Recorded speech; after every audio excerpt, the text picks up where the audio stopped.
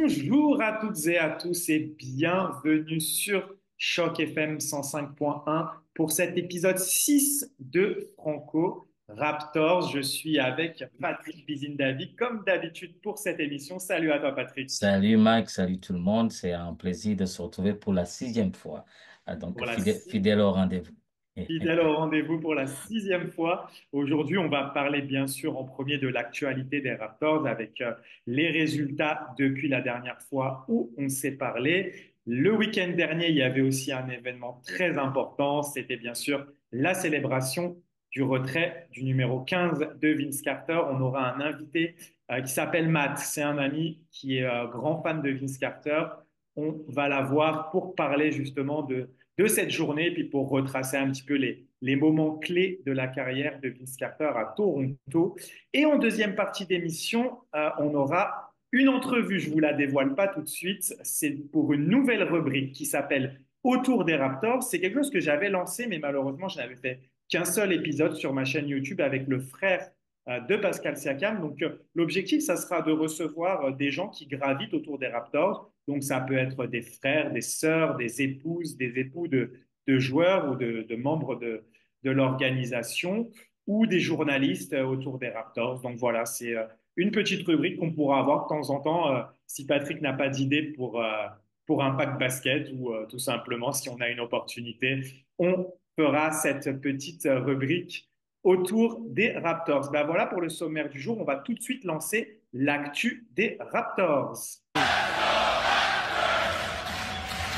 L'actu des Raptors, c'est parti et on s'était quitté sur une défaite. De toute façon, il y a eu énormément de défaites. C'était à Charlotte, malheureusement, sur le score de 138 à 133. Les Raptors avaient joué le jour de notre enregistrement contre les Lakers. Défaite 131-125. Et le lendemain, une victoire. Ça y est, enfin, la deuxième de la saison contre les Kings. Il a fallu aller la chercher en prolongation 131 à 128. Et cette semaine, deux défaites à Denver qui a pris sa revanche, 121-119, qui n'a pas pris sa revanche d'ailleurs, puisque les Raptors avaient perdu lors du premier match. C'était presque une victoire pour moi, tant les Raptors étaient proches de gagner contre Denver. Mais non, c'était une défaite. Ce sont les Kings qui ont pris leur revanche avec une victoire 122-107. Sans rentrer trop dans le détail match par match, qu'est-ce que tu retiens de manière générale des Raptors en ce moment? Peut-être on peut commencer par malheureusement les blessures qui continuent de s'acharner sur cette équipe. Ah oui, les blessures dans Scottie Barnes et Quickly sont toujours out. Et puis, euh, c'est vrai, c'est Olynyk, on ne l'a jamais vu depuis le début de la saison. Donc, c'est vraiment, c'est un défi. Mais je trouve que il y a beaucoup de positifs autour de cette saison qui commence. Et même les fans, les journalistes le remarquent. Il y a quelque chose de spécial avec cette équipe-là qu'on remarque. Et qui ne se transmet pas encore en termes de victoire sur le terrain, mais il y a tellement de développement autour de cette équipe que j'ai vraiment j'ai espoir pour l'avenir parce que c'est une équipe qui est une équipe de jeunes et puis ils ont amené des gens qui ont vraiment faim. Tu vois que quand ils jouent, c'est très fort. Malgré les erreurs, oui, il y a beaucoup de pertes de balles, il y a pas mal de choses qu'on a déjà mentionnées dans les épisodes précédents. Mais oui, là, les blessures. Et puis, c'est pas juste les Raptors, c'est autour de la ligue. Il y a tellement de blessures cette saison, c'est incroyable. Chaque jour, il y a un joueur blessé. Et puis, c'est pas de petites blessures. Des fois, c'est vraiment de grosses blessures. Et là, c'est un phénomène. Et puis, c'est pas juste pour les Raptors. Donc, c'est, c'est, c'est, c'est la compétition, je pense, mais ça nous affecte, oui, parce que les Raptors sans Barnes, sans Quickly, quand même, c'est de grosses pertes. Kelly Olynyk sur le banc, et puis Brown qui n'a pas encore commencé à jouer. Donc c'est quand même des joueurs clés, c'est pas des. Et puis il y a eu Mogbo le dernier match, et puis Jacoby Walter. Donc ça continue vraiment de s'empiler. Donc là, ça fait partie de la ligue, c'est ça. On va préciser un petit peu Mogbo qui s'est blessé à la hanche contre les Kings lors du dernier match. Jacoby Walter, malheureusement, c'est de nouveau la même épaule qu'il a tenu éloigné des terrains sur le début de saison. Donc ça, c'est un peu inquiétant, même si apparemment, il serait day-to-day pour l'instant. Donc ça, c'est peut-être un petit peu rassurant. Garrett Temple, on ne s'attendait pas forcément à ce qu'il joue, mais il n'a pas été présent pour le match contre Sacramento, blessé au dos. Bruce Brown qui se remet toujours de son genou. Olynyk, c'est des problèmes de dos aussi. Scotty Barnes, c'est l'œil, l'orbite de l'œil. Et enfin, Quickly, c'est toujours le dos aussi après sa chute lors du premier match. Normalement, il devrait être de retour d'ici le week-end. C'est ce qui a été très âgé, on va dire. C'est ce que pense un petit peu l'entourage, les journalistes qui étaient sur place. Mais je pense qu'on ne va pas prendre de risque du côté de Darko Rajakovic. Et si vraiment il a la moindre douleur, à mon avis, il ne va pas jouer. Euh, le point positif, je pense que c'est l'attaque qui fonctionne toujours plus ou moins bien, malgré les pertes de balles. Et le point négatif, c'est toujours cette défense qui est compliquée, même si visuellement, il y a toujours des passages qui sont très très bien. Euh, Malheureusement, il y a encore des passages où il y a des manques de concentration et ces pertes de balles qui font très mal à la défense. C'est un peu l'attaque qui est bonne, mais qui, quand elle ne marche pas, malheureusement, eh bien, c'est compliqué. Toujours les moments sans Jakob Poeltl également, ça reste compliqué. Jakob Poeltl qui fait vraiment une saison très, très intéressante. Voilà, c'est un peu le même discours, donc je pense qu'on va pas vraiment aller plus loin là-dessus. Est-ce que tu as un truc à ajouter? Peut-être Grady Dick qui, malgré tout, continue sur sa lancée, même s'il reste sur un match un peu moins bien. Mais une nouvelle fois, et j'en ai pas parlé, c'est les problèmes de faute aussi. Les Raptors font énormément de fautes. Il y a une grande disparité avec les adversaires. C'est pas forcément la faute des arbitres, c'est vraiment les Raptors qui montrent l'étendue de leur jeunesse, j'ai envie de dire. C'est ça, Euh, c'est ça. un article de Doc Smith que tu m'as partagé qui en parlait. Ils souffrent de leur jeunesse, ils ne savent pas encore comment gagner ces matchs, même s'ils font de bons matchs. Pour l'instant, c'est un peu ça le problème pour conclure. C'est ça le problème. Il y a eu un match où c'était Chris Boucher avec quatre rookies sur le terrain. Donc, tu vois vraiment que c'est ça l'apprentissage, c'est ça, c'est des erreurs. C'est comment gérer la balle, comment gérer le quatrième quart-temps, parce qu'on voit que ils sont dans le match jusqu'au bout, mais le dernier quart-temps, ça marche. Mais quand même, un autre point positif, c'est aussi ils ont pu rectifier euh, performance pendant le premier quart-temps. Parce qu'il y a eu des matchs où ils étaient derrière de 20 points et plus et que ça prenait beaucoup d'efforts pour revenir au match. Mais depuis quelque temps, on voit que dès le premier quart-temps jusqu'au troisième, ils sont dans le match. Et c'est que c'est juste la finition à cause justement de ces erreurs et énormément de fautes personnelles. Deux fois, il y a qui est sorti. Donc, il y a eu énormément de fautes qui ont fait que les joueurs qu'il faut ne sont pas là pour terminer le match. Donc ça fait partie de ces erreurs-là. Mais le point positif, c'est bien sûr R.J. Barrett, c'est Grady Dick, Chris Boucher, avec une adresse aux 3 points, et puis il est présent dans les cadres. Et puis Ochai Agbaji, c'est vraiment extraordinaire cette équipe. C'est des gens qui jouent très fort. Et puis euh, surtout, moi, en lisant justement l'article de Doug Smith sur The Star, c'est comme si Masai a pu trouver des gens qui ont été négligés dans d'autres équipes et puis il leur a donné une chance de dire, OK, venez, ici, on va vous donner le temps de jeu, on va vous donner une opportunité pour performer. Et voilà, le résultat, comme j'ai entendu Masai la semaine passée dire que les victoires, il y en a de plusieurs sortes. La victoire n'est pas seulement au score à la fin du match, mais il y a plusieurs victoires pendant le match. Je pense que de ce côté-là, ils sont mieux placés. Et puis, ils sont dans une conférence qui est quand même faible. Même les équipes qu'on pensait aller performer, les Milwaukee Bucks, les Philadelphia Sixers, ils sont derrière. Donc, il y a une chance à prendre après donc l'horaire qui dure jusqu'au mois de décembre. Je pense qu'après, on a une bonne chance. Ouais, on attend que ça de pouvoir voir l'effectif au complet. Les deux matchs du week-end. Alors cette fois, enfin, on peut célébrer parce que on a enfin une émission où on n'aura pas un match qui va se dérouler avant que vous Avant, puissiez ouais. écouter l'émission. Les Raptors jouent samedi contre les Clippers Les Clippers, et ouais. ensuite dimanche contre les Lakers. Tu l'as souligné, le gros progrès, c'est ces débuts de match. Les Raptors qui avaient été catastrophiques dans l'entame de match contre les Lakers Je pense qu'à la fin du premier quart-temps, tout le monde se disait le match, il est plié. Mais malgré tout, ils avaient réussi à revenir dans cette rencontre. Qu'est-ce que tu attends de ce match-là? On sait que Anthony Davis est blessé. Les Lakers, ça va pas si bien que ça ces derniers temps. Il y a toujours LeBron James, mais on voit dans le match contre Memphis, il a eu un peu des sauts d'humeur. Il y a une action qui passe sur les réseaux en ce moment où on voit il s'arrête de défendre parce qu'il est un peu dégoûté par ce qu'il voit. JJ Redick n'a pas hésité à pointer du doigt D'Angelo Russell. Est-ce qu'il y a quelque chose à faire contre ces Lakers-là, même si beaucoup de blessés encore, s'il n'y a pas Mobo, s'il n'y a pas Jacoby Walter, ça s'annonce compliqué. Mais qu'est-ce que tu attends de cette double confrontation contre les équipes de Los Angeles? Ah oui, les Clippers aussi, on voit vraiment que donc l'absence de Kawhi se fait remarquer, Paul George qui est parti, donc ça a un impact quand même sur les Clippers, qui restent quand même avec des forces. James Harden est toujours James Harden, il peut faire un match extraordinaire, mais je pense que si on a l'effectif qu'il faut, il y a moyen de prendre un match sur deux parce que euh, les Lakers, ça fait un moment, ils se sont fait battre par les Pistons.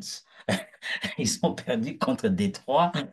Et puis, on voit qu'à l'interne, il y a des frustrations et que même le coach J.J. Redick dit que oui, les autres joueurs, ils doivent performer.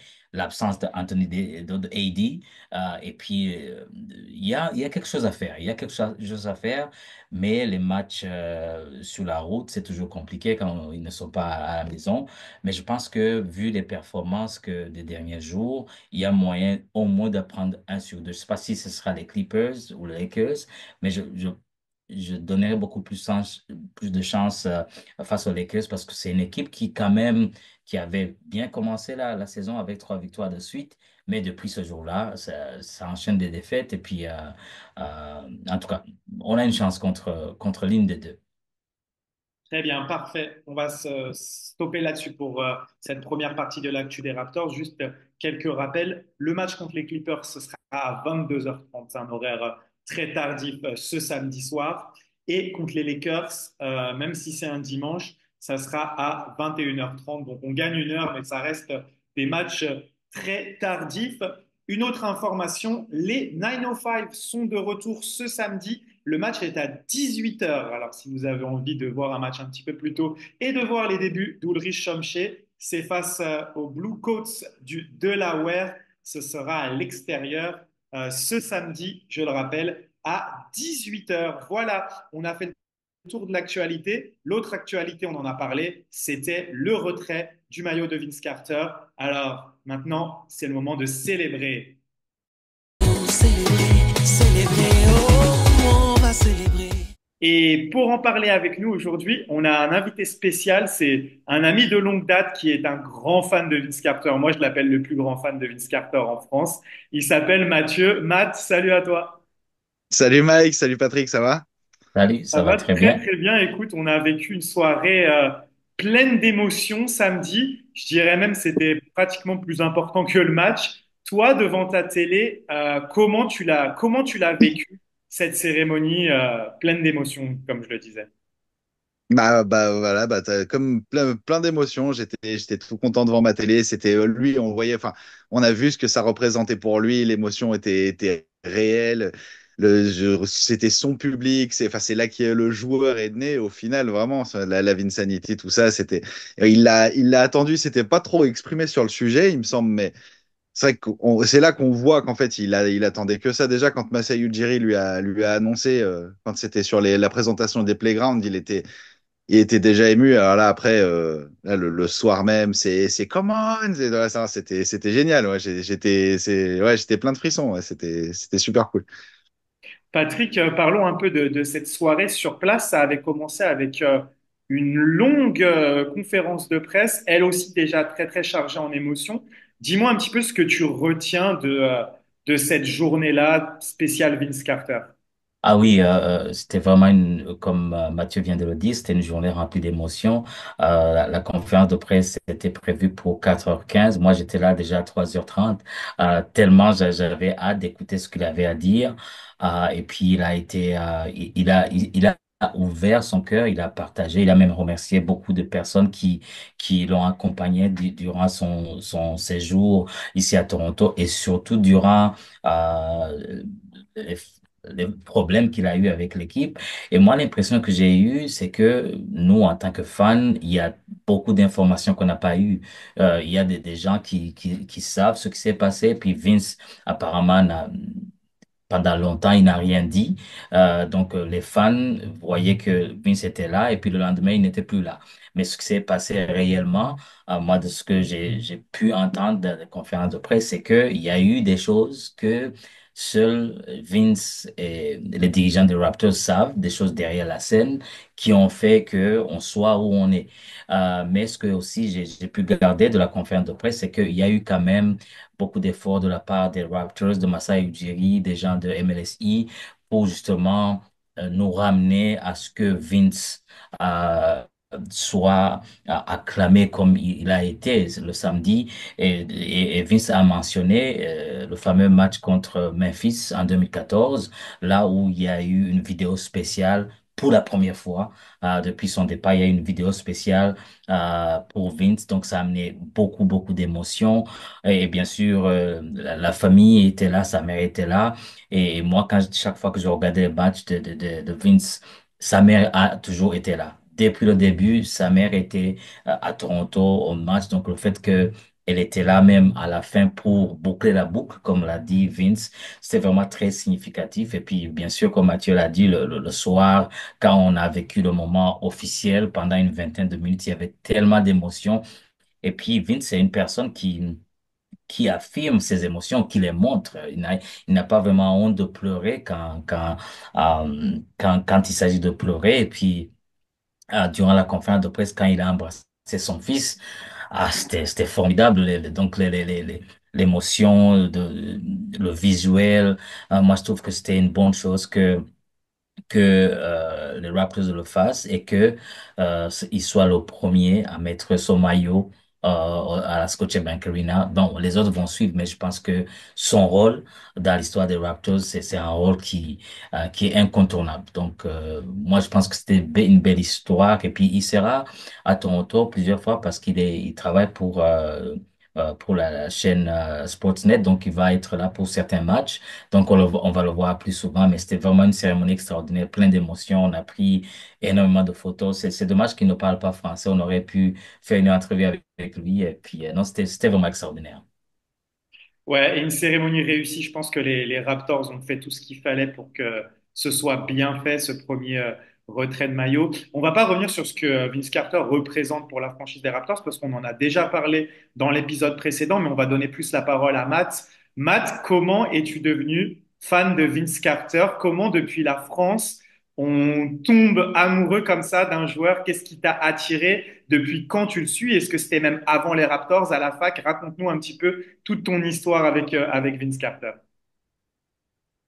Ah, bah alors moi, enfin, la première fois vraiment où je suis tombé amoureux entre guillemets de lui, c'était, je me rappelle, c'était les finales 99, c'était la finale Toronto, New York contre San Antonio, et il passait les top 10 des rookies, les top 10 des dunks, et j'ai vu ce qu'il faisait, je dis mais il est incroyable ce mec. Et l'année d'après sur Canal+, il passait toujours un match par semaine, et ils l'ont diffusé quelques fois, et j'étais. Enfin ouais, le style, tout était là. Le mec, enfin, il vendait comme le nouveau Jordan. Enfin, il faisait rêver. C'était génial, quoi. C'est dingue. Même ses layups, ses shoots latitude, tout. Enfin, ouais, puis au final, après, enfin, comment pas aimer un joueur pareil, en fait. Même, tu te dis, les soirs où il faisait un match entre guillemets moyen, il pouvait sortir l'action de l'année. Enfin, t'attendais toujours quelque chose. Enfin, ouais, c'est pas, ça court pas non plus tout le temps. Enfin, ça court pas tant les rues que ça, un joueur pareil. Voilà, c'est moi. Enfin, ouais. Et j'ai pas lâché après pendant 20 ans. Il m'a accompagné, et j'ai grandi avec. J'étais adolescent la première fois, et ouais, non, non, c'était vraiment quelque chose. Et j'ai pu le voir quand il est venu à Paris. On s'est vu d'ailleurs là-bas, et ça a été un peu un rêve. J'ai jamais pu aller le voir sur le continent américain, mais je l'ai vu chez moi, et c'est déjà bien. Et ouais, non, non, c'est extraordinaire. Ouais. C'est des étoiles dans les yeux. c'est vrai qu'on l'avait vu à Paris et en plus, moi, j'avais fait d'une pierre deux coups parce que c'était contre le Heat de Ouais. Dwayne Wade à l'époque. Donc, je me rappelle, c'était un super moment de pouvoir les voir tous les deux. Il était encore au Nets, hein, c'est ça? Il était au Nets, là, ouais. à Il New était au Nets. Jersey. C'était en 2008, je crois, ou peut-être, ouais, je crois que c'était 2008, ouais. Il me Ouais, semble qu'il était donc, au Nets, ouais. on a eu un Vince Carter quand même encore dans ses meilleures années. Ouais. Euh, Patrick, vraiment, c'est ce jeu spectaculaire qui a fait de lui ce qu'il est devenu et qui a vraiment mis la vitrine sur les Raptors. J'ai dit qu'on n'en parlerait pas, mais pour toi, c'est cet impact-là qui a fait que les Raptors sont restés en NBA.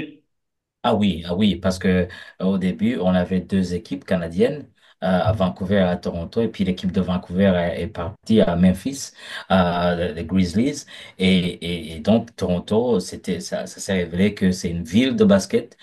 Au départ, c'était pas évident parce que c'est les Maple Leafs, c'est le hockey, et donc au début des Raptors, c'était comme une expérience que les gens pensaient qu'il n'allait pas durer. Et donc, quand est venu Vince, ça a tout changé parce que l'engouement des jeunes, l'engouement des fans, même les gens qui ne savaient pas que le Canada avait une équipe, ils connaissaient Vince Carter. Et puis, à cette époque, je me souviens, même durant les votes de All-Star Game, il était toujours premier. Il leadait les votes des All-Star. Et même la dernière année où Michael Jordan a joué, c'est très symbolique où donc, il jouait le même poste. Il jouait le même poste au All-Star Game. Et puis, Vince a donné sa place à Michael Jordan pour qu'il puisse commencer au match de All-Star Game et il a accepté de venir du banc. Donc, ça, c'était vraiment des choses très symboliques. Et bien sûr, le concours de dunk de 2000, alors là, c'était vraiment phénoménal. C'était vraiment phénoménal. Donc, il était là avec les maillots des Raptors, avec Tracy McGrady. Et donc ça a été phénoménal. Et donc l'impact, 20 ans plus tard, le Canada, c'est le pays en dehors des États-Unis qui a le plus de joueurs en NBA.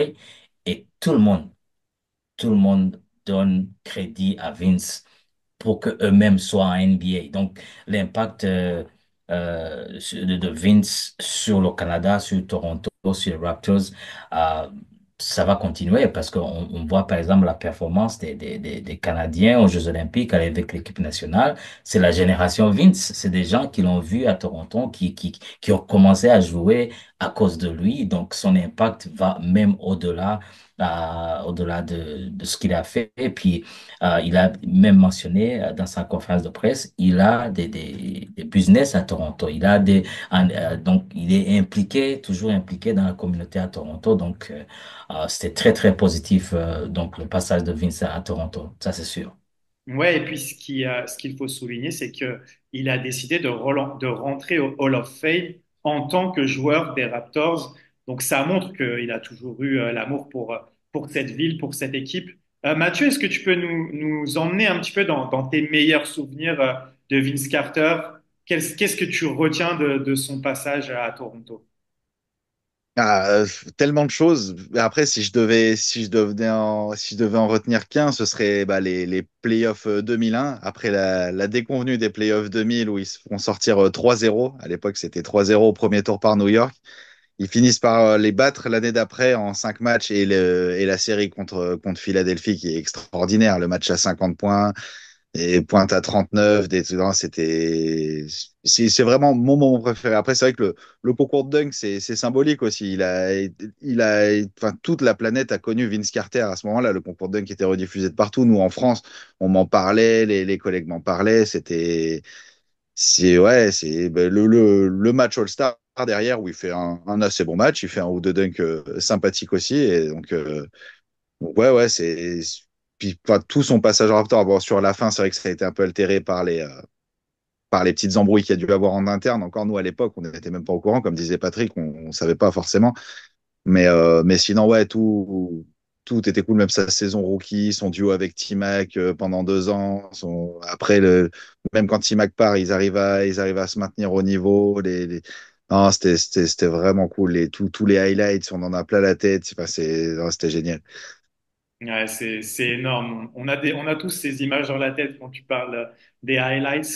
Revenons sur ces playoffs justement parce que il y a eu cette petite polémique. Moi, je trouve je sais pas, moi je comprends pas en fait pourquoi on en fait autant un plat, mais revenons là-dessus peut-être Patrick en premier parce que ça avait énormément fait couler d'encre à l'époque. Vince Carter avant le match 7, si je dis pas de bêtises, contre les Sixers, qui doit aller récupérer son diplôme et qui du coup arrive quelques instants avant le match. Moi, j'arrive pas à lui en vouloir pour ça. Je trouve que c'est normal. Il y a des choses de la vie qui passent malgré tout avant, même si c'était un match hyper important. Mais toi, comment tu le vois ça, Vince Carter qui est arrivé? Bon, il n'a pas fait un très bon match, mais je suis pas sûr que Allen Iverson avait fait un bon match non plus à ce moment-là. C'était un match très fermé qui s'est joué à pas grand-chose. Il avait d'ailleurs eu le dernier tir de la gagne. Est-ce que s'il était arrivé 5 heures avant le match ou qu'il était avec l'équipe, il aurait réussi ce tir? Je vois pas ce que ça aurait vraiment changé. Mais toi, Je ne comment pense tu vois ça? pas. Pour moi, c'est une polémique qui n'en est pas une. S'il avait marqué le dernier tir, les gens n'auraient pas eu cette conversation. Donc lui, il a quitté l'université de la Caroline du Nord pour aller à NBA, mais il n'avait pas encore terminé ses études et il avait promis à sa famille, à sa mère, qu'il allait terminer ses études. Donc il l'a fait. Et le fait, c'était un peu hasard que le jour de son diplôme coïncidait avec le match numéro 7 des demi-finales. Donc, il a demandé à ses coéquipiers, est-ce que ça vous gêne si je pars? Si vous décidez que je reste, je reste. Il a demandé à ses coachs, il a demandé à tout le monde et personne n'a dit reste. Donc, c'est pas que donc il a pris la décision, il a dit je dois y aller coûte que coûte. Non, il a consulté les joueurs, il a consulté le coaching, staff, il a consulté le management des Raptors et puis ça n'a empêché de rien sa participation au septième match et donc il prend le dernier tir, il le rate et puis Philadelphie s'en va en finale de la conférence Est et même ils sont allés même en finale de la NBA contre les Lakers cette année. Donc, c'était une équipe de Philadelphie qui était très forte avec Allen Iverson. Donc, pour moi, il cherchait un bouc émissaire et puis ce voyage, ce petit détour pour un moment qui est quand même symbolique dans sa vie parce que c'était son diplôme, il avait fait ses études. Donc, je trouve que les médias, les fans, trouvent toujours des polémiques qui ne sont pas qui ne sont pas des polémiques. S'il aurait pu, comme je dis, s'il aurait pu marquer ce tir, on n'aurait pas eu de cette conversation. Donc, ça a été purement basket. Donc, l'équipe forte a gagné. Donc, ça n'a rien à voir avec cet événement-là, à mon avis. Ouais, j'ose même pas imaginer si c'était à l'heure des réseaux sociaux, Oh là euh, là. le, le- le tapage que ça aurait fait à l'époque. Toi, Matt, de ton côté, alors moi, j'ai pas vraiment bien suivi cette saison-là. C'est la première saison où j'ai commencé à suivre la NBA, mais j'ai vraiment commencé avec les finales NBA cette année-là. Est-ce que toi, tu te rappelles de la couverture en France? Est-ce que ça avait fait beaucoup parler? Est-ce que tu suivais déjà beaucoup à ce moment-là? Ou est-ce que c'était un peu loin pour toi? Parce que, comme moi, tu étais un peu ado. Quel souvenir t'en as? Bah, moi, enfin, je me rappelle très bien. Les matchs étaient diffusés sur Canal. Je pouvais pas me lever parce que j'avais cours, mais je les enregistrais, je les regardais le lendemain. Et pour le match 7, comme dit Patrick, s'il met le shoot, on n'en parle plus et c'est fini. Il fait pas un gros match. Iverson fait pas un gros match non plus. Après, Iverson, je crois il fait beaucoup de passes décisives. Donc, du coup, voilà, ça balance le truc. Mais c'est vrai que s'il met ce shoot, tout change. Bon, après, il aurait fallu faire Milwaukee derrière et après les Lakers de 2000 en finale. C'est une autre histoire. Mais ouais, dans tous les cas, ça. Nous, ça en a parlé, mais pas tant que ça. Ça a surtout parlé du fait qu'il a loupé le shoot décisif, le pourquoi du comment. Ça n'a pas trop fait de bruit ici. On était un peu au courant que oui, il était retourné à North Carolina pour une histoire de diplôme et qu'il était revenu qu'il était revenu en catastrophe avant le match mais enfin, ça n'avait pas fait plus de bruit que ça. Ouais. C'est surtout le fait que le shoot manquait, quoi. Mhm. Et c'était intéressant ce que Patrick disait, que tous ses coéquipiers lui avaient donné le feu vert. Et c'est vrai que des années après, on a pu voir certains coéquipiers justement parler dans la presse qu'ils en voulaient à Vince pour ça. Donc c'est un peu assez injuste de la part des coéquipiers derrière de ressortir cette histoire. Mais bon, c'est comme ça. On va terminer avec bah, la fin de sa carrière qui a beaucoup fait couler d'encre aussi, malheureusement pas pour les meilleures raisons. Et d'ailleurs, c'est pour ça que ça a pris autant de temps avant que les Raptors retirent son numéro, parce que je pense qu'il n'y aurait pas eu de questions là-dessus si ça s'était fini différemment. Et surtout que, apparemment, la franchise songeait à vraiment retirer Kyle Lowry en premier. Ils sont allés lui demander, et Kyle Lowry, bien sûr, comme il est ami avec Vince Carter, il a dit il n'y a pas de souci, Vince en premier, c'est logique. Comment toi tu as vécu cette fin de carrière de Vince Carter avec les Raptors? Et toi, tu es quand même fan de Vince en lui-même? Donc est-ce que pour toi c'était moins un déchirement le fait que justement il changeait d'équipe, mais que tu n'étais pas forcément à la base un fan des Raptors? Je voulais juste savoir comment tu l'avais vécu de ton côté. Moi, surtout, le truc, c'est que à partir du moment où il a été transféré, je me suis dit, ça y est, il va se remettre à jouer. Parce que c'est vrai qu'on se rappelle sur la fin, il, il était plus trop dedans. Et en fait, après, du coup, il s'est remis à rayonner avec New Jersey. Après, j'aurais aimé qu'il reste à Toronto parce que tout le maillot, la salle, enfin, j'adorais tout le symbole. Mais bon, après, bon, il est parti à New Jersey pour la suite de carrière qu'on connaît. Et puis, bon, moi personnellement, en tant que fan, je peux pas lui en vouloir. Après, on sait jamais vraiment ce qui se passe en interne, tout ça. Il était fâché avec les Raptors. Ils ont fini par se rabibocher et c'est l'essentiel, quoi. Puis au final, tout le monde est content, entre guillemets. Oui, tout le monde est content et comme disait Patrick, ils nous en ont parlé pendant la conférence de presse. Il y a eu un vrai effort, notamment des journalistes locaux. Il a souligné Michael Grange et Doc Smith du Toronto Star qui ont écrit des articles à l'époque, autour de 2014, 2015, ou peut-être même un petit peu avant, je sais plus si c'est 2012, pour dire il est temps de pardonner à Vince. Mais c'est vrai que les fans de Toronto, il y en a encore aujourd'hui qui lui en veulent. Ils ont fait un documentaire rapide de 10 minutes sur TSN qui est excellent, où justement les fans donnaient leur message à Vince Carter. Il y en a vraiment. Mais moi, ce que je trouve assez fou, c'est que les gens ont pris ça à cœur. On dirait que c'était, je sais pas, on dirait limite que c'était leur femme qui les avait trompés. Et quand tu les entends parler, les gens disent oui, j'ai encore de la rancœur aujourd'hui. Quel est ton point de vue, Patrick? Est-ce que les gens n'ont pas vraiment Oui, pas trop pris ça à surtout, cœur? Quand j'ai vu ce documentaire, j'ai trouvé ça, c'est hallucinant en fait la manière dont les gens parlent. Et les gars, c'est un joueur de basket, ça reste que du sport, mais vraiment c'est vrai que la ville l'a embrassé et il y a des gens, ils sont vraiment pris ça très très à cœur, ah quoi. oui, oui, oui, ça c'est la particularité des fans de Toronto. S'ils aiment quelqu'un, ils l'aiment à fond. Et puis s'ils ne t'aiment pas, ils te le font savoir. Et je me rappelle parce que à cette époque, j'étais déjà à Toronto. Donc cet épisode-là, je l'ai vu. Et, et si je me mets dans la place d'un fan qui voit Vince jouer, c'est parce que, comme l'a dit Mathieu, c'est sa dernière saison, il ne jouait presque pas. Il était soit blessé, soit quand il entrait dans le jeu, tu voyais que c'était pas le Vince qu'on connaissait. Et puis du coup, il part à New Jersey, au Nets, et là, il explose. Donc, pour les yeux d'un fan, ils peuvent se dire, mais il était en train de mentir là. Quand il dit, donc, quand il est parti, là, on a retrouvé le Vince qu'on connaissait. Et puis, ce que les Raptors ont eu en retour. Du rien du tout. C'est vrai que dans le paquet, il y avait Alonzo Mourning, mais Alonzo Mourning a refusé de, de, de venir à Toronto. Il a dit non, moi, je ne viens pas. Et donc, il est parti pour des miettes. Donc, pour un fan, si je me mets, je comprends. Je comprends que, ils sont tellement attachés à leur vedette, mais ils le voient apparemment nonchalant, blessé plusieurs fois. Et puis, il y a même ceux qui disaient qu'il n'était pas réellement blessé. Donc, il voulait pas jouer. Donc, et là, et puis il explose. Et puis, l'année qui a suivi, c'est eux qui nous ont, éliminés aux playoffs. Donc, tout ça combiné, je pense que je comprends, mais ça fait 20 ans là, ça fait 20 ans, c'est vraiment le temps de tourner la page et puis de célébrer ce qu'il a fait de bon, parce que si tu compares ce qu'il a fait de bon et donc cette petite parenthèse, je pense qu'il est vraiment à célébrer. Donc, on a même gagné le titre, donc, donc je pense que c'est le temps vraiment de tourner la page.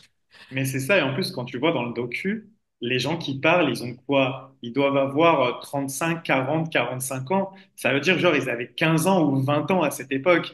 Et c'est bon, s'ils n'ont pas tourné la page depuis, faut faire quelque chose, les gars. C'est Après, il est impressionnant. revenu leur mettre des shoots au buzzer. Donc, il est revenu mettre des shoots au buzzer. Il a dunké alors qu'il était avec New Jersey. Enfin, ouais, je peux un peu comprendre aussi les fans qui l'avaient mauvaise, quoi, derrière. Mais bon, après, ouais, c'est le business, comme on dit. Ouais. C'est ça, et puis oui, son premier retour, il met 38 points, je crois, et ensuite il élimine les Raptors. Et d'ailleurs, Matt Bonner, dans le Raptor Show, qui était de ce match-là, il explique qu'il n'avait jamais entendu un joueur se faire huer à ce point. Il a dit que les gens étaient arrivés dès l'échauffement, alors que d'habitude ça met plus de temps, et que chaque ballon que Vince Carter touchait à l'échauffement, quand il s'aligne là pour faire les lay-ups, il était sifflé, hué à chaque... voilà, donc... il a dit il avait jamais vu ça et surtout il avait vraiment un sentiment de déception parce que les Raptors voulaient vraiment gagner ce match pour les fans et la défaite avec Vince, je crois il avait eu 42 points ou quelque chose comme ça, un truc de fou. Et Ouais, ouais, c'est un voilà, gros match. là, la défaite était restée en travers de la gorge, mais voilà, bah, c'était le petit tour que je voulais faire sur la carrière de Vince Carter. En tout cas, merci beaucoup, Matt. Merci à vous. Et, euh, et aujourd'hui, quelles équipes tu suis? Quels sont un peu les joueurs qui te font rêver? Est-ce que tu as retrouvé un Vince Carter ou est-ce que tu as perdu cet espoir-là?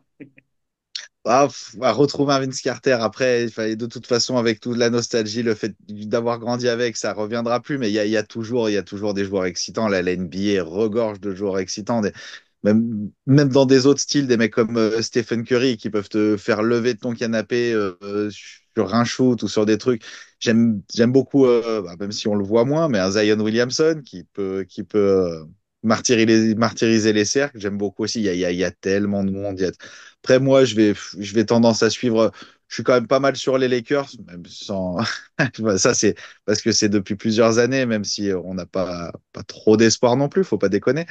Mais ouais, non, sinon, je regarde dès qu'une équipe est agréable à jouer, c'est cool. Enfin, ouais, le basket, quoi, la NBA, c'est génial. Super, et ben c'est parfait. On va se quitter là-dessus. On va partir en pause et on se retrouvera après pour une nouvelle rubrique qui s'appelle Autour des Raptors avec une invitée spéciale. Je vous en dis pas plus. On se retrouve juste après la pause. Nous sommes en pause. Si vous appréciez l'émission, pensez à vous abonner à notre chaîne YouTube de Choc FM. Activez la cloche pour ne rien manquer. Likez et commentez. Vous pouvez aussi retrouver ce podcast en rediffusion sur toutes les plateformes.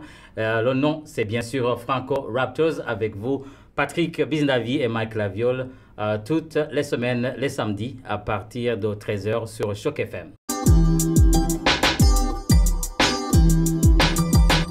Nous sommes de retour de la pause avec cette nouvelle rubrique autour des Raptors et cette semaine, j'ai eu la chance de rencontrer la compagne, l'épouse de Coach Wade. Donc, on n'a pas réussi à avoir Coach Wade en français pour l'instant, mais on a Madame Wade, Madame Lawson Wade, Edwidge Lawson Wade. Pour ceux qui ne la connaissent pas, c'est une grande joueuse de basket français internationale. C'est la pionnière des joueurs françaises en WNBA. C'est celle qui a eu la plus longue carrière en premier avec beaucoup de matchs sur 5 ans. Vous allez voir, elle va vous en parler. Et elle était de passage à Toronto puisqu'elle, elle vit toujours en France et elle vient régulièrement voir son mari et elle suit les Raptors de très près. Donc, avec elle, on a parlé justement de comment les Raptors s'occupent des familles. On a également parlé de la saison de Toronto, sa relation avec Coach Wade et un petit peu de WNBA puisque les Raptors, enfin Toronto va avoir une équipe WNBA dans le futur. Vous allez voir, elle va nous en parler, quel est un peu son œil là-dessus. Donc Patrick, je te propose qu'on regarde tout de suite ou qu'on écoute tout de suite cet entretien et puis on se retrouve après et tu me donneras ton avis. Bah, pour commencer, comment s'est passé votre séjour à Toronto et qu'est-ce que vous pensez un peu de la ville? Je sais que vous êtes déjà venu à plusieurs reprises, mais comment ça s'est passé tout simplement? Ouais, super. Toronto, c'est quand même une ville hyper agréable. C'est une belle ville. Il y a les deux, la ville et la nature. Et puis c'est une ville très internationale, donc pour une famille comme la nôtre qui est internationale, Mhm. on s'y retrouve complètement dans la mentalité. Les gens sont très accueillants, très gentils. Il y a beaucoup de choses à faire, même si le rythme des semaines est rythmé par les matchs NBA. Mhm. C'est quand même, à chaque fois qu'on vient ici, on passe un très bon séjour. Et je voulais parler un petit peu de la soirée Halloween des Raptors à Ouais. la Casa Loma. Comment c'était? Est-ce que vous pouvez nous emmener un petit peu à l'intérieur? Nous, on voit toujours quelques images de Open Gym, mais comment ça se passe? Alors, bah, chacun arrive un petit peu en début de soirée déguisé. Donc, souvent, ce qui est sympa, c'est qu'il y a des super déguisements. Tout le monde joue le jeu, que ce soit les joueurs, les staffs, la famille. Donc, on découvre chacun les déguisements. Bon, bah, il y a souvent un petit apéritif. Et puis, à un moment donné, bah, on fait la visite, le tour de, comment il s'appelle? Je sais plus, The Walk of Horror, quelque chose comme ça. Mhm. Et ça aussi, c'est très bien fait. Ça fait vraiment peur. Je pense que c'est exceptionnel. Tout ce qu'ils font au niveau d'Halloween, les monstres qui sortent, il y a même des acteurs. À Mhm. un moment donné, un acteur qui joue du piano, etc. Et puis après, on retourne, il y a de la musique, un DJ, on retourne boire un verre, discuter. Il y a souvent, c'est le moment où les rookies doivent chanter une chanson. Donc ça, c'est super sympa aussi parce qu'ils jouent le jeu, c'est très rigolo. Alors, il y en a qui sont plus ou moins talentueux, mais l'ambiance est très bonne et ça permet de se voir en dehors un petit peu des matchs. Yeah, c'est cool. Justement, je voulais savoir comment ça se passe au niveau. Les Raptors ont quand même une très très bonne réputation pour le côté familial et tout ça. Comment vous êtes accueillis par la franchise? Qu'est-ce qui est mis en place pour les membres de la famille, justement? Bah, alors déjà l'année dernière, quand il y a eu tout un nouveau staff, au niveau par exemple des femmes des entraîneurs et des joueurs, il y a eu un repas de prévu pour que tout le monde se connaisse, pour avoir les numéros de chacun, pour avoir les numéros par exemple de babysitter, de docteur, de choses comme ça qu'on peut avoir, de dentiste, peu importe. Donc il y a un esprit quand même très famille. Le club veut que les familles s'y sentent bien à Toronto, que ce soit vraiment une communauté des Raptors. Nous, par exemple, au niveau des femmes du staff et des joueurs, il y a un groupe WhatsApp. Après, au niveau des joueurs et des coachs, moi, c'est pas ma partie, mais je suis sûre qu'il y a pas mal de choses organisées. Quand je vois mon mari, là, souvent des repas ou des choses comme ça. Je pense que l'esprit de groupe, la cohésion de groupe est mise en avant dans une franchise comme les Raptors. Et nous, au niveau des familles, bah, c'est vrai qu'on a tout ce qu'il faut si on a un petit problème. Ou, par exemple, pour la soirée d'Halloween, les enfants ne peuvent pas venir parce que c'est quand même pour une soirée pour adultes, surtout même au niveau de la Walk of Horror, là, ça fait Mhm. peur. Et ben, il y a des babysitters qui sont proposés. Par exemple, comme nous, on n'a pas de famille au Canada, Mhm. ben, rien que ça aide au lieu de se demander, de se dire, attends, mais est-ce que je peux faire confiance à cette babysitter? Voilà, eux, ils ont des références. Donc, c'est un exemple parmi d'autres. Mais le week-end, on s'occupe des enfants. C'est-à-dire que pendant les matchs, les enfants peuvent aller jouer sur le terrain d'entraînement, il y a des babysitters, il y a une salle famille avant les matchs où on peut arriver, où on peut manger. Donc il y a pas mal de choses mises en place où on se sent bien à l'aise, bien accueilli. Super, c'est trop intéressant ça. Et vous, comment vous vivez la saison des Raptors? Vous êtes la plupart du temps en France avec le décalage horaire. Est-ce que vous arrivez à suivre la saison à fond? Vous regardez des replays des matchs? Comment ça se passe un peu de votre côté? Alors, soit je peux regarder les matchs, mais c'est plutôt rare avec le décalage horaire. Soit de toute façon, après un match, mon mari, le temps qu'il rentre, si ça, il m'appelle, moi c'est le matin, et on parle du match, donc lui il me raconte, j'ai le résultat, etc. Donc, bah, je suis de très près parce que j'échange tout le temps avec mon mari. Et comme moi, je suis en plus une ancienne basketteuse, bah, effectivement, j'aime beaucoup parler basket et je comprends bien le basket. Donc, la saison des Raptors, bah, je suis à fond dedans, dans le projet de l'équipe, etc. Ici, je regarde tous les matchs et mon fils, il peut pas en rater un non plus. Et puis, quand on est en France, par contre, on va soit regarder les résumés, soit regarder le match quand c'est le week-end sur des horaires où on peut. Super. Et j'ai toujours une question que je demande justement aux gens qui sont dans le monde du basket, qui ont été joueurs, qui ont été dirigeants.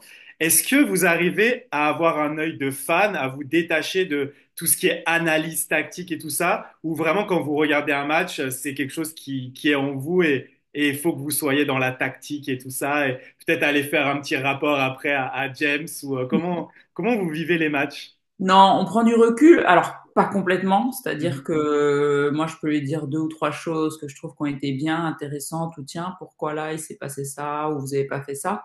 Mais je suis pas aussi que si j'étais en mode professionnel, je regarderais beaucoup plus profondément au niveau du collectif, des systèmes, ce qui s'est passé, etc. Là, je regarde, je peux pas m'empêcher d'avoir un œil un peu expert, mais je prends du recul quand même. Ok, super. Et justement, par rapport avec la relation avec votre mari sur le côté professionnel, est-ce que vous échangez beaucoup, vous vous donnez des conseils? Alors maintenant, il est plus head coach comme quand c'était en WNBA, donc j'imagine il a moins d'influence, mais malgré tout, il est dans le staff avec Darko. Donc, est-ce que vous échangez énormément là-dessus? Oui, on échange beaucoup, beaucoup moins effectivement depuis qu'il est à Toronto. En tant qu'assistant, ils ont un staff bien complet, c'est pas le même rôle. Alors qu'effectivement à Chicago, en tant que head coach et même GM, là, c'était vraiment beaucoup, beaucoup d'échanges. Mais on échangera toujours. De toute façon, ça fait 20 ans qu'on est ensemble dans le milieu du basket. Je crois que ce sera tout le temps. Là, ce matin, il est parti. Ils ont joué hier soir à Charlotte. Ils sont rentrés cette nuit, ils partaient ce matin. Bon, vite fait avant de partir, il m'a dit 2, 3 choses qu'il aimerait, il aimerait en parler. Moi, je lui ai dit ce que je pensais. Enfin, oui, on va en parler tous les jours, à mon avis. C'est ça qui est génial. Et j'ai mon collègue, mon co-animateur qui a justement une partie de l'émission qui s'appelle Impact Basket. Je voulais savoir à quel point, quel a été l'impact du basket dans votre vie, parce qu'au final, c'est toute votre vie. C'est même le basket qui vous a permis de rencontrer votre mari. Vous en vivez toujours. Est-ce que vous pouvez me dire un petit peu quel a été, c'est un impact énorme, j'imagine, mais dans vos propres mots. Ouf, ouais, bah, le basket, c'est notre vie, hein. C'est ensemble. Je sais pas, ça prend une grosse partie de notre relation parce que c'est une passion et donc c'est une passion partagée. Ce sont des carrières partagées, c'est-à-dire qu'on a été joueur et joueuse assez longtemps en début de relation. Puis moi, j'étais dirigeante, directrice sportive pendant que lui aussi était GM. Donc pareil, on a eu des carrières parallèles par rapport à ça. Maintenant, moi, je fais du coaching mental, mais lui, il est en NBA.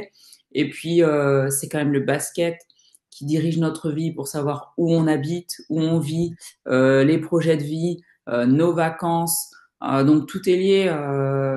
Je sais pas comment je le décrirais, mais le basket et la vie des Wade, bah, c'est un ensemble. Hein. Il n'y a pas l'un sans l'autre. C'est vraiment, c'est beaucoup de toute façon le basket qui rythme notre vie, qui fait nos agendas, qui décide de ce qu'on fait. Donc ça a une grosse influence. Et justement, est-ce que j'imagine, oui, c'est cette passion commune qui fait qu'aujourd'hui, vous êtes capable de vivre à distance et de respecter la carrière de chacun, d'accepter que aujourd'hui, James est en NBA, donc il doit être ici à Toronto et vous avez ce que vous avez à faire en France, c'est ça un peu. Ouais, c'est ce que je dis souvent. Moi, j'ai réussi à vivre tous mes rêves en tant que joueuse. Aujourd'hui, James, il a des rêves en tant qu'entraîneur. Et je sais ce que c'est que d'être ambitieux, de se donner les moyens de réussir. Et donc, c'est ce que je lui souhaite. Et c'est ce que j'essaye de lui donner le plus. C'est l'espace et le temps pour réussir, parce que ça veut dire des heures et des heures de travail. Ça, c'est ce qu'on ne voit pas, nous, quand on regarde un match, c'est-à-dire tout le travail d'avant et d'après qu'il y a à effectuer. Donc je pense qu'au départ, quand il a eu ce choix de venir à Toronto, on s'est dit on déménage pas. Et j'avais quand même des amis, moi, qui avaient été, notamment Becky Hammon à San Antonio, assistant coach en NBA. C'est un travail de fou. On ne réalise pas. Il travaille 17 heures, 18 heures par jour. Donc, nous, si on aménageait que lui, il était en plus très souvent en déplacement au travail, etc. On changeait d'école pour notre fils, etc. C'était beaucoup de choses pour que lui, de toute façon, ait besoin d'espace pour travailler. Donc, on s'est dit, on essaye comme ça. Et finalement, c'était le mieux. On vient ici 3 semaines tous les 2 mois quand ils sont à domicile. Mais dans tous les cas, le travail prend le dessus et je le comprends. Peut-être que si je n'avais pas eu la carrière que j'ai eue, vécu mes rêves, parce que quand on réalise ses rêves, c'est quand même une émotion extraordinaire, que James a réussi en étant champion de WNBA, en étant champion en Euroleague, etc. Mais lui, il veut continuer. Il en a encore d'autres des rêves à réaliser. Et je comprends, hein, c'est presque une drogue, c'est une drogue. Donc on ne peut pas s'en empêcher, mais en même temps, c'est ce qui nous permet, c'est ce qui permet de faire voyager notre fils à ce point-là, de lui montrer des différents horizons, de lui montrer ce que c'est que de réaliser ses rêves, quels moyens on se donne, etc. Donc, je suis plutôt dans le rôle d'une femme qui soutient, comprend et puis qui est là à l'écoute quand besoin. Il a connu une ascension fulgurante. Pour vous, à quoi vous l'attribuez? Quelles sont ses forces? Qu'est-ce qui a fait son succès? Bon, je pense que déjà, c'est une vocation. Je pense qu'il est né pour être coach, James, dans sa personnalité. Ça, en étant jeune, nous, on s'est rencontrés à 20 ans, on s'en était pas rendu compte. Et à 30 ans, quand le coach de San Antonio lui a donné une place très rapidement, on s'est dit, waouh, c'est incroyable. Mais en fait, lui, qui avait de l'expérience, avait vu que James avait quelque chose pour être entraîneur. Et effectivement, il a cette personnalité qui sait être très attachant et attaché au niveau des joueurs, qui croit beaucoup en son équipe et qui sait transmettre ça, mais avec de la dureté et de la justesse. Donc, il peut être un entraîneur qui est dur, mais juste. Et après, comme le basket a toujours été sa passion, il le connaît de A à Z. Il connaît très bien le basket.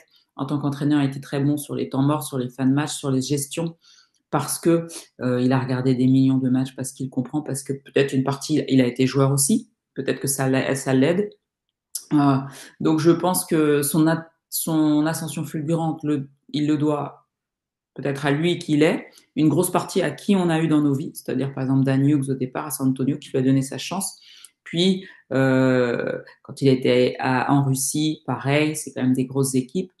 Il sait bien s'entourer. Il a su faire un bon staff, par exemple. Dès qu'il a un nouveau job, il appelle trois, quatre personnes pour avoir des conseils. Il écoute et je pense que ça, c'est une force. Plutôt que de ne pas évoluer, un entraîneur doit évoluer avec le temps, doit pouvoir s'analyser.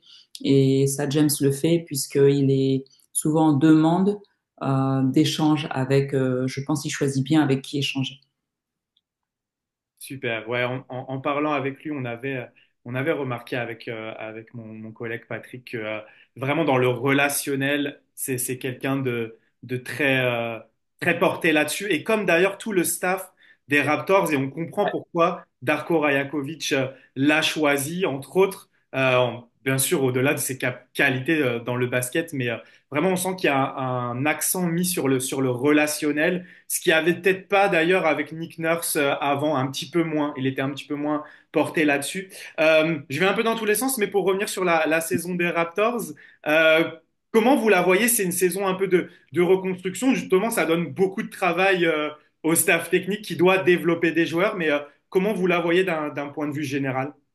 Ah bah là, depuis le début de saison, même si ça se voit pas dans les victoires et les défaites, on ne peut être que satisfait parce qu'on voit des jeunes joueurs qui sont très intéressants. On voit une équipe qui a complètement accepté l'identité que voulait mettre le coach Darko. Donc c'est une équipe qui se donne. Hier soir, ils montraient des stats où ils étaient premiers dans les déflections, dans les rebonds, etc. Donc ça veut dire que c'est une équipe qui va se battre. Donc moi je trouve que c'est très intéressant ce qui a été fait au niveau un du recrutement, de la draft, et puis deux de ce qui est mis en place, du style de jeu, où c'est un jeu où tout le monde est mis en valeur. C'est rare où on voit autant de matchs avec tous les joueurs qui rentrent sur le terrain apportent quelque chose. Mhm. Et ça veut dire que, comme on en parlait, que les gens, les joueurs se sentent bien, qu'il y a une atmosphère qui est mise au club et dans l'équipe où les gens sont en confiance. Les joueurs sont en confiance et chaque joueur apporte quelque chose. Oui, clairement. Et au niveau du recrutement, on a vraiment l'impression que ce soit à la draft ou même dans les joueurs récupérés comme Davion Mitchell, on a vraiment mis l'accent sur un peu les faiblesses de la saison dernière en recrutant des très bons défenseurs. Et aussi, on voit l'avènement de Grady Dick et le recrutement aussi de Jacoby Walter, des joueurs qui sont des shooters en mouvement autour de Scotty Barnes. On a vraiment l'impression que l'équipe se construit dans la bonne direction.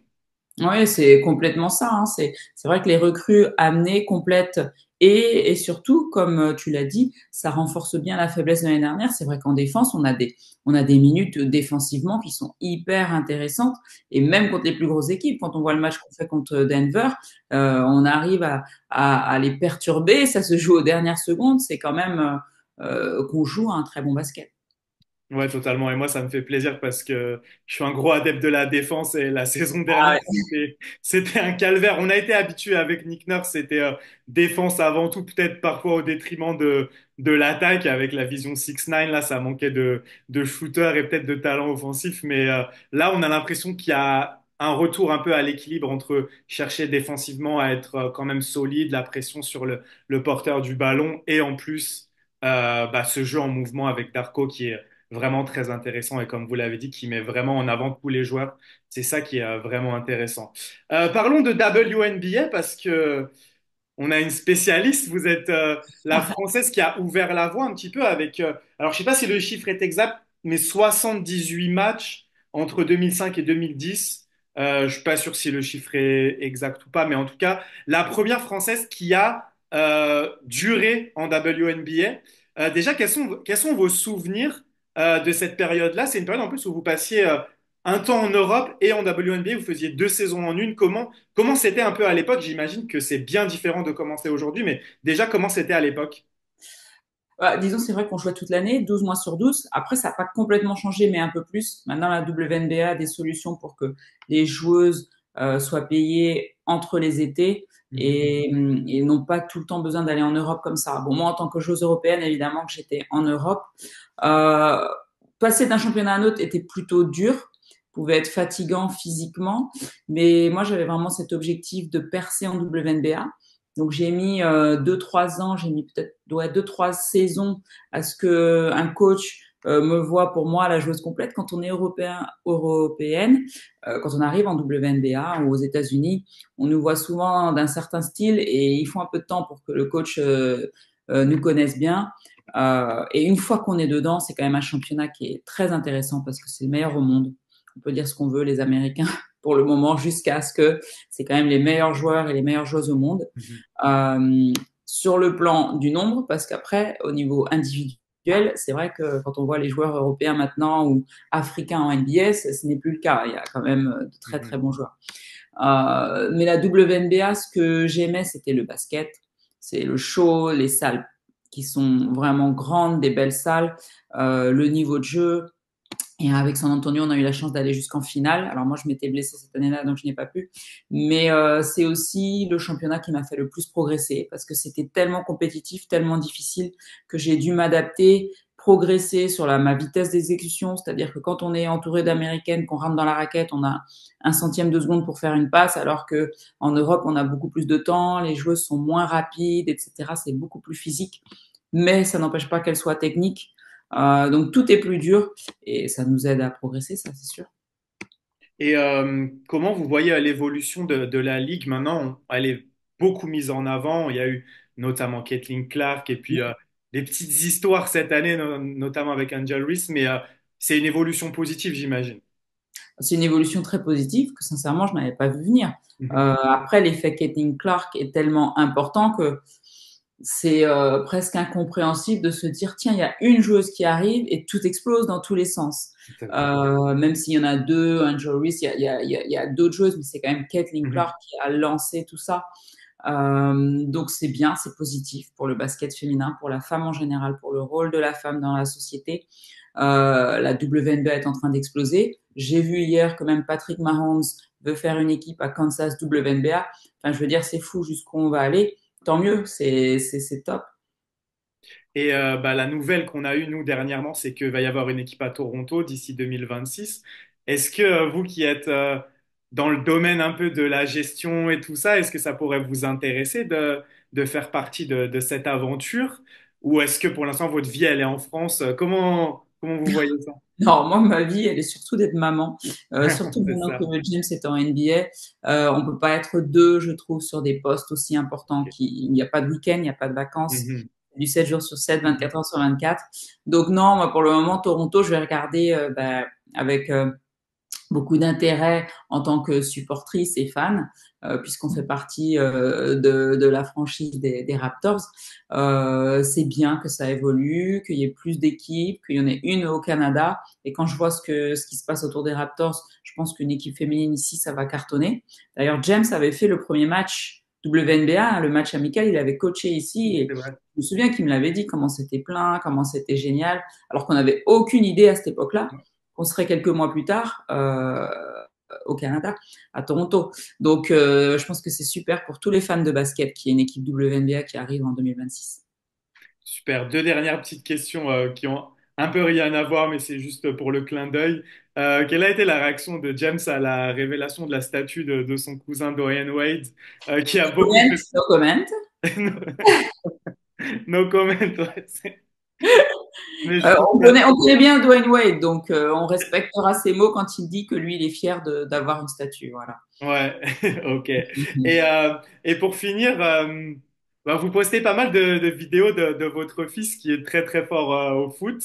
Il est encore très jeune, mais est-ce qu'il ambitionne de faire une carrière déjà? Et un peu quel est votre rôle là-dedans, comme vous êtes tous les deux des sportifs professionnels pour l'encadrer, l'encourager, le conseiller? Ouais, alors il a 8 ans, mais ce qui est étonnant, c'est qu'au foot, ça commence très tôt. C'est-à-dire Mhm. qu'il a été recruté ou détecté, je ne sais pas comment on dit, pour au club pro de Montpellier Hérault.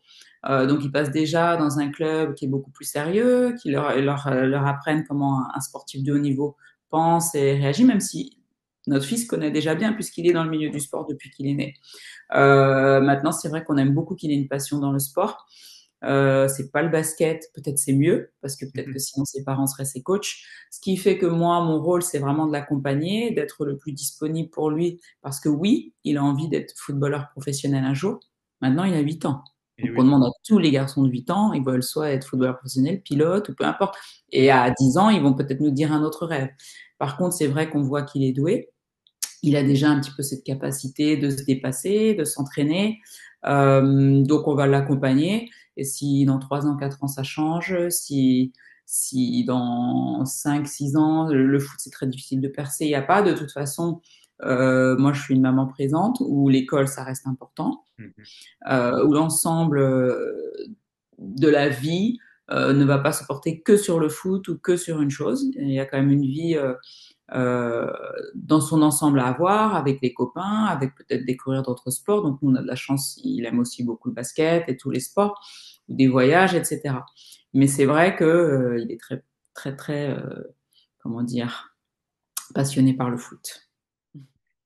Voilà, c'était Edwige Lawson-Wade. J'espère que vous aurez appris beaucoup de choses à son sujet sur les Raptors, un petit peu comment ça se passe avec les familles. Elle nous en a très très bien parlé lors du début de l'entretien. Patrick, toi, qu'est-ce que tu retiens de cet échange?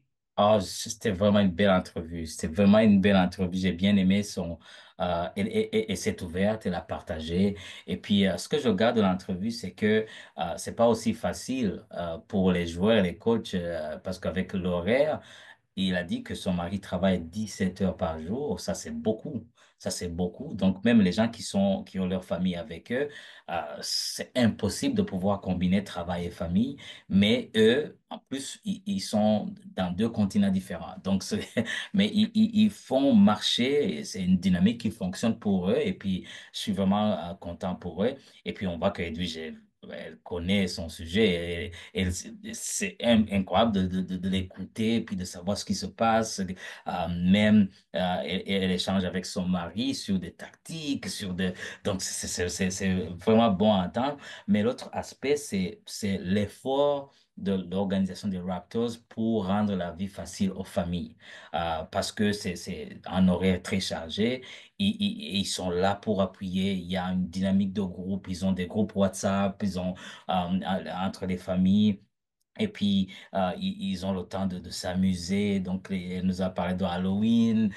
Donc, c'est vraiment une dynamique que nous, quand même, on a des informations, on voit des choses derrière la scène, on voit que les familles sont là. Donc, il y a vraiment cet effort de la part des Raptors de rendre la vie plus facile aux familles. Je ne te l'avais pas dit, j'ai rencontré la mère de Ochai Agbaji qui est venue au match. Et puis, Ochai qui vient présenter sa mère à Maasai, sa grand-mère. Donc, donc, dynamique, famille, travail, c'est quelque chose qui fonctionne et dont ces joueurs-là et ces coachs ont besoin. Et puis, Edwige, c'est quelqu'un c'est une personne qui s'y connaît. Donc, elle a le basket dans le sang. Et puis, mais elle a décidé d'être une mère de famille, de s'occuper de son fils, qui est aussi dans le sport, comme par hasard. C'était extraordinaire de l'entendre et puis d'avoir l'œil de quelqu'un qui est à l'intérieur, mais qui n'est pas à l'intérieur aussi. Donc, j'aime vraiment cette rubrique. Ça nous donne une autre facette des Raptors qu'on ne voit pas au jour le jour, mais qui est aussi importante pour l'avancement de l'équipe. Super. Ben, j'espère qu'on pourra proposer d'autres autour des Raptors d'ici cette saison. En tout cas, j'espère que vous avez apprécié l'épisode. N'hésitez pas à commenter, n'hésitez pas à nous faire part. Qu'est-ce que vous avez aimé, qu'est-ce que vous n'avez pas aimé? Comment vous voyez cette saison des Raptors? Est-ce que vous arrivez malgré tout à prendre du plaisir comme nous le faisons avec Patrick, malgré les résultats qui ne sont pas là? Parce que honnêtement, nous, cette année, on apprécie la façon de jouer des Raptors. Ça s'est pas encore transformé en victoire, mais c'est vrai que par rapport à la saison dernière, c'est vraiment le jour et la nuit. Donc, merci à tous de nous suivre, de plus en plus nombreux. On le rappelle, n'hésitez pas à nous suivre sur les réseaux sociaux. On est présent sur toutes les plateformes. Et puis, comme on dit toujours quand on se quitte, Let's go Raptors! let's go Raptors et à la semaine prochaine.